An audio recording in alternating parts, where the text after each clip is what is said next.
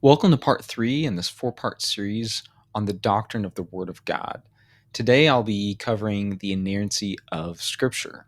So thanks for joining me in this episode of Grafted Theology.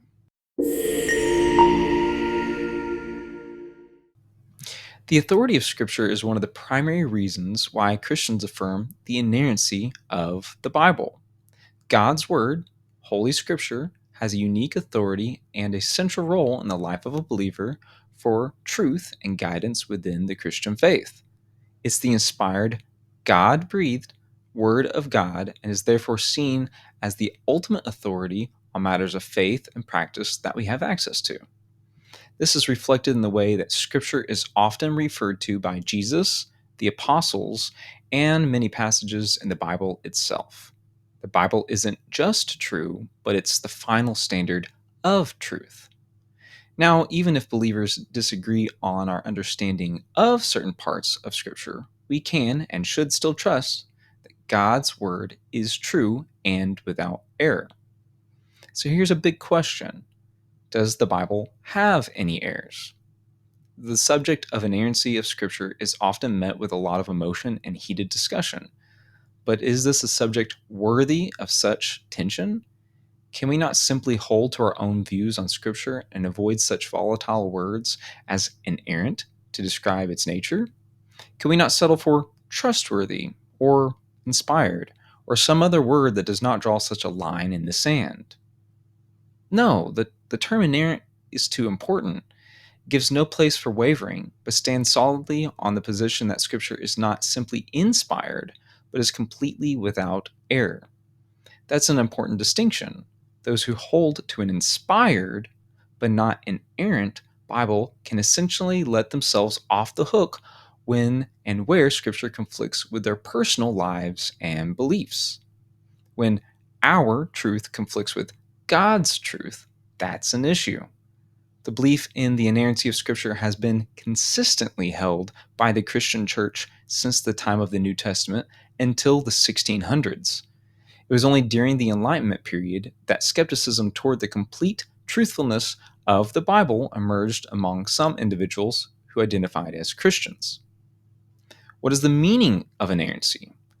Well, a definition I could give is the inerrancy of Scripture means that Scripture in the original manuscripts does not affirm anything that is contrary to fact.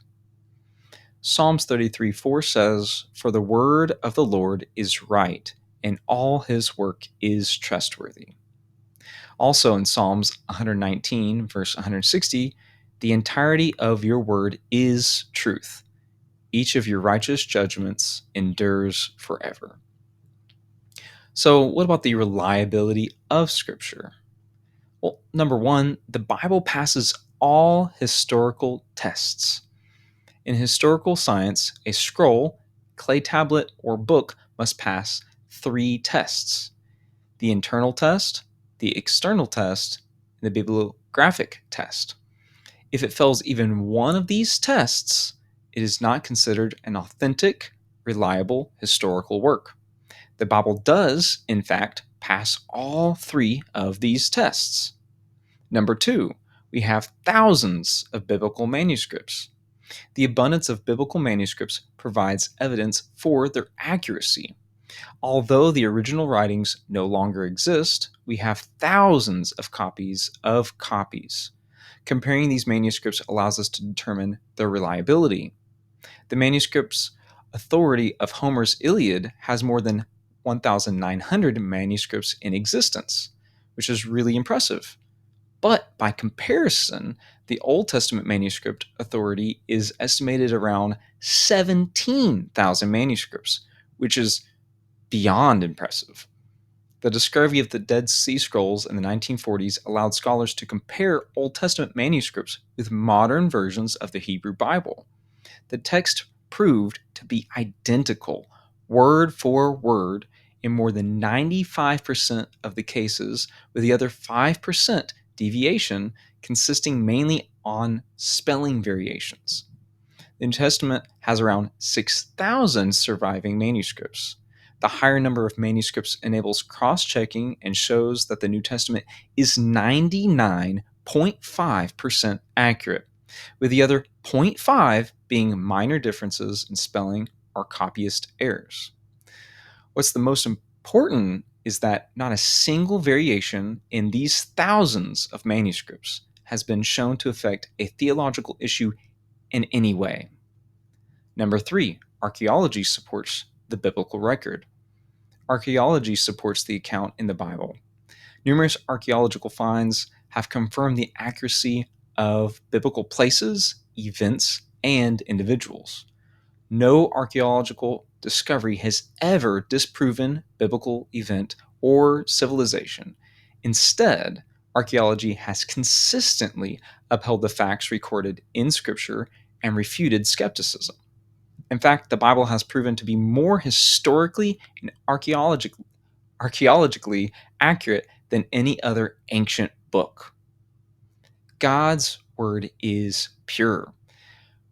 Proverbs 30, verse 5 says, "Every word of God is pure. He is a shield to those who take refuge in him." And in Psalms 12:6, the the words of the Lord are pure words, like silver refined in an earthen furnace, purified 7 times.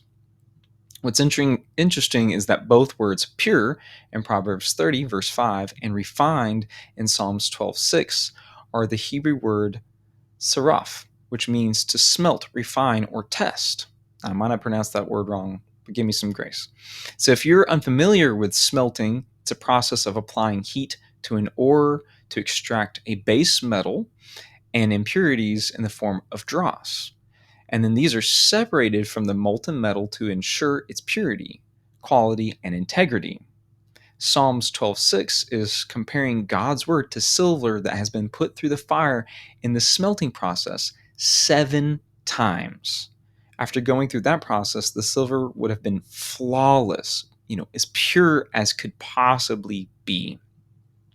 So, in conclusion, rejecting the inerrancy of Scripture is essentially denying God's claim for the Bible and disregarding what the Holy Spirit, the author of Scripture, revealed about its nature. The Bible explicitly states that it is divinely inspired, with every word being pure and God breathed. Dismissing these explicit statements undermines the authority and trustworthiness of the Bible, challenging the foundational aspects of the Christian faith. By selectively rejecting passages, individuals assume the role of judge over Scripture, leading to a fragmented understanding and eroding its overall reliability. It makes you the arbiter of truth instead of God.